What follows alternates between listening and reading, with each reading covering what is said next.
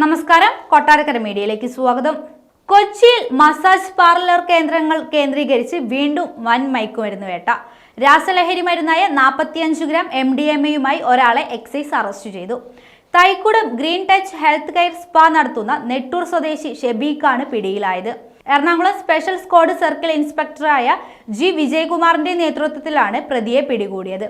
സ്പായിൽ വരുന്നവരിൽ മയക്കുമരുന്ന് ഇടപാടുകാരുണ്ടെന്ന് എക്സൈസിന് വിവരം കിട്ടിയതിന്റെ അടിസ്ഥാനത്തിലാണ് ഡെപ്യൂട്ടി കമ്മീഷണറുടെ നിർദ്ദേശപ്രകാരം സ്പെഷ്യൽ സ്ക്വാഡ് ഷാഡോ അംഗങ്ങൾ ഷെബീഖിനെ നിരീക്ഷിച്ചു തുടങ്ങിയത്.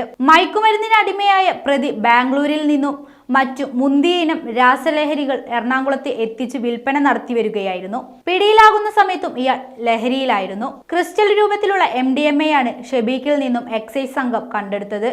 20 വർഷം വരെ ശിക്ഷ കിട്ടാവുന്ന കുറ്റകൃത്യമാണിതെന്ന് special squad circle inspector G Vijayakumar പറഞ്ഞു. റെയ്ഡിൽ excise inspector Pramod, assistant excise inspector Haris, preventive officer Renish Kumar, civil excise officer Manoj Sreekumar, Badal Ali, മേഘ എന്നിവർ ഉണ്ടായിരുന്നു. ഈ മാസം ആദ്യവും കൊച്ചിയിൽ മസാജ് സെന്ററിൽ നിന്നും മയക്കുമരുന്ന് പിടികൂടിയിരുന്നു. ഇടപ്പള്ളി പച്ചാളത്തെ ആയുർവേദ മസാജ് പാർലറിലാണ് മയക്കുമരുന്ന് പിടിച്ചെടുത്തത്. മസാജ് പാർലറിൽ ലഹരി വിൽപ്പന നടത്തിയ സംഭവത്തിൽ 3 പേരെയാണ് അന്ന് എക്സൈസ് പിടികൂടിയത്. ഇവരിൽ നിന്ന് 50 ഗ്രാം MDMA പിടികൂടി.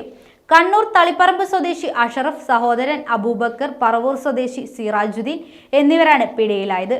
ഗോൾഡൻ മെത്ത് എന്നറിയപ്പെടുന്ന സ്വർണ്ണ നിറത്തിലുള്ള MDMA-യാണ് പിടികൂടിയത്. പെൺകുട്ടികളാണ് ഗോൾഡൻ മെത്ത് കൂടുതൽ വാങ്ങുന്നതെന്നാണ് പ്രതികൾ എക്സൈസിനോട് പറഞ്ഞത്.